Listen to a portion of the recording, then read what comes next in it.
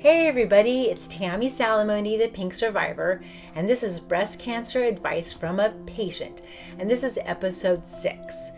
This episode I'm going to be talking about sex and cancer. I think it's probably one of the most important topics and one of the least talked about. Where do I even begin? I did write a blog about this on my website if you want to check it out, but some of the highlights that I spoke about were: why is the one topic that we're all thinking about, spoken about, the least? I heard a lot of women say things like, I just want to do whatever it takes to get rid of the cancer. I also heard someone say, it's not that important to me, I just want to be alive. But really? I mean, I've been married for a long time, and sex was a really important part of our life, of our marriage life before, so why shouldn't it be now? I mean, if everything goes well, I'm hoping to have many more years left on this earth to enjoy sex. And I feel like it's just not brought up. And the most shocking thing is that my husband accompanied me to almost all of my doctor visits, and not one of the doctors brought up this topic. Very important topic.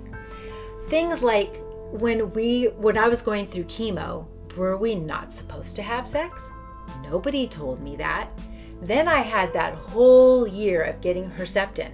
Were we not supposed to have sex then too? I mean, come on. You're talking 1.5 to 2 years of treatments and surgeries, and not one doctor is bringing this up.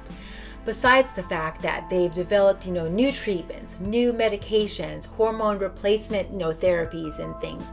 Well, this greatly affects your body physically, and also how you're even thinking about, wanting. I mean, who has the desire anymore when you're going through so much?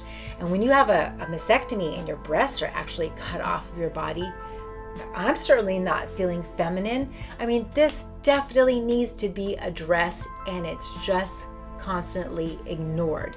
If your doctors ever brought it up, kudos to them, because that's great. But unfortunately for me, it was just something that was never talked about. So on top of, dealing with a bunch of different side effects, you're probably feeling sad, a little depressed, a lot of things that you considered feminine are now gone.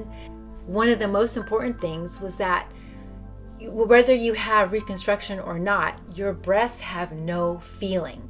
So although your breasts might look like normal breasts, they do not respond like normal breasts. And this is very difficult for you and also for your partner, because they want to still do things and touch them, and they want to get that response from you that you used to have. But unfortunately, it's just not there anymore.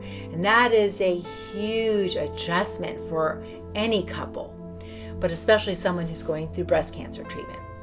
So I had read this quote, and I wanted to read it, which I thought really summed this up so well. When researching this topic, I read, not all doctors and nurses are comfortable discussing sexual issues and practices.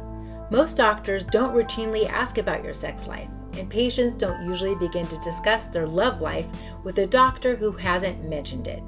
So, nobody's talking. Let's change that. Let's start opening up the discussion, and so that that the way you're feeling or the way your partner is feeling is completely normal, and what can we do to change this? And maybe if we start talking about it more doctors will start addressing this too. So thanks so much for joining me on this very important subject. Don't forget to like and subscribe, and I'd love to hear about your experience or anything that you can share down below in the comments, and I'll see you guys next time.